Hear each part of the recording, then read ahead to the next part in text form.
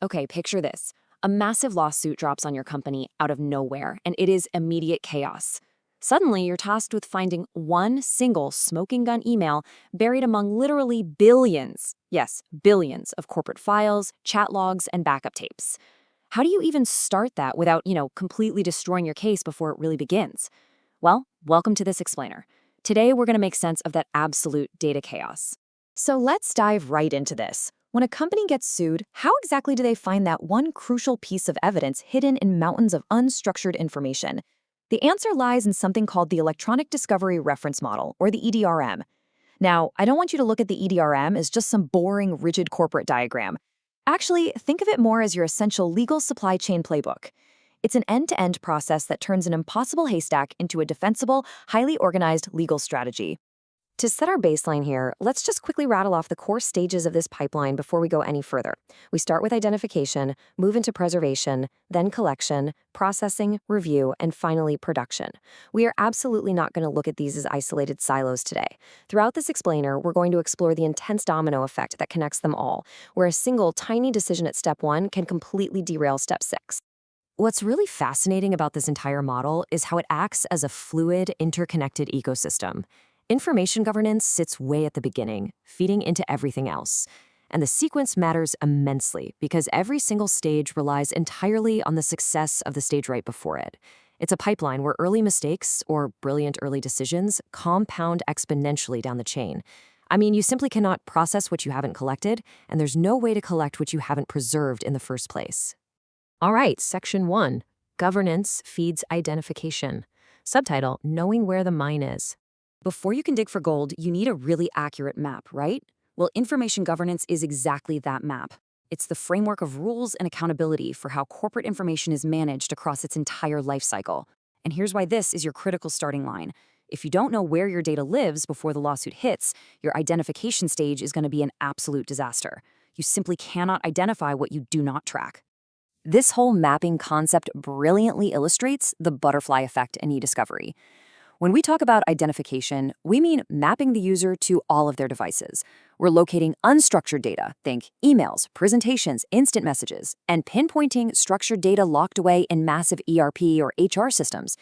Failing to map an employee to their secondary devices right here, maybe it's a tablet or some legacy cloud drive, means critical evidence gets completely missed downstream.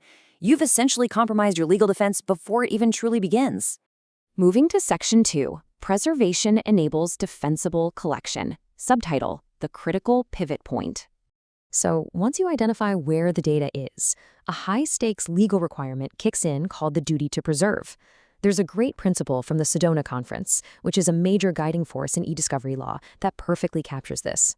Courts don't demand absolute perfection in an imperfect world, but they absolutely demand reasonable, good-faith steps to protect electronically stored information.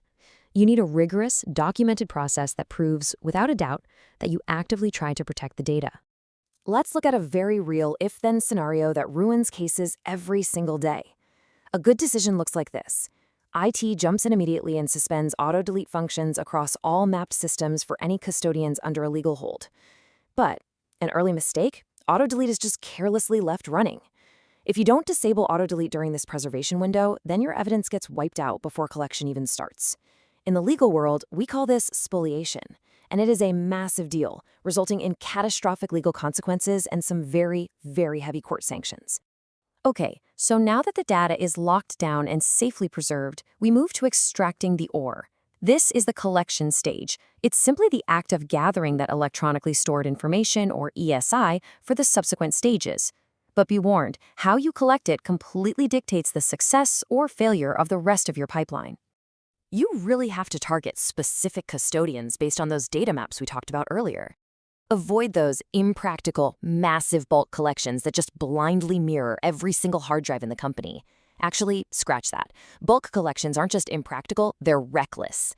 By maintaining a strict, auditable chain of custody and tightly calling your data right here, you save massive amounts of time and money in the next phase. Conversely, overcollect irrelevant data, and you've just created an absolute nightmare for processing. Which brings us to Section 3, Processing Prepares for Review. Subtitle, Refining the Raw Material. So we take all that messy data we just collected, and send it straight to the digital refinery. A huge part of this processing stage is something called denisting.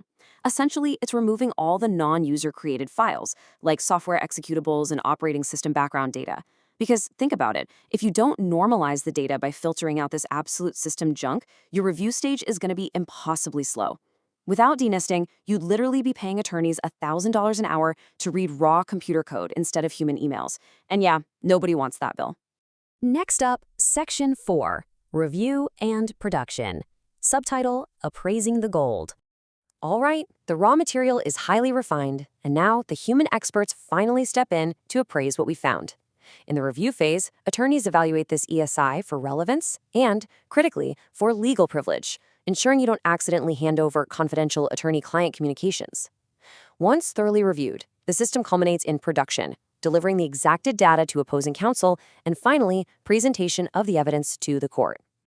Wrapping up with Section 5, Defensibility and Transparency Win. Subtitle, Proving Your Process. So, what is the ultimate payoff of managing this interconnected pipeline so carefully? The whole point of this explainer isn't just about how to find a few lost emails. It's about utilizing programmatic automation in auditing to create a genuinely defensible process. It's about passing legal proportionality tests and creating a system you can repeat matter after matter. When a judge inevitably asks how you know you found all the relevant evidence, you don't just guess. You transparently point to this bulletproof, documented end-to-end pipeline. I'm going to leave you with this final thought to chew on. If a single, unmapped device back in the identification stage can trigger a legal domino effect that destroys your collection, forces attorneys to review absolute junk, and leads to massive court sanctions, is your organization's data pipeline truly defensible? Thank you so much for joining me on this explainer. I really hope this gives you a completely new system-level appreciation for the fascinating, interconnected mechanics of e-discovery.